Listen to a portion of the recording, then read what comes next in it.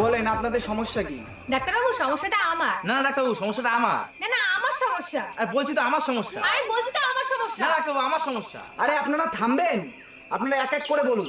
বলো তুমি বলো। না এবার তুমি বলো। কেন আমি বলবো কেন? তুই বলো। না এটা করে তুমি বলতে চাচ্ছিলে, বলো। আরে আপনারা কি মাছ বাজারে এসছেন নাকি? এটা ডাক্তারখানা, এক এক করে বলুন। আপনি বলুন আগে। কি আর বলবো ডাক্তারবাবু, আগের দিন ওর সাথে আমার ঝগড়া হয়েছে, ও আমার মেসেজ সিন করে রিপ্লাই দেয়নি।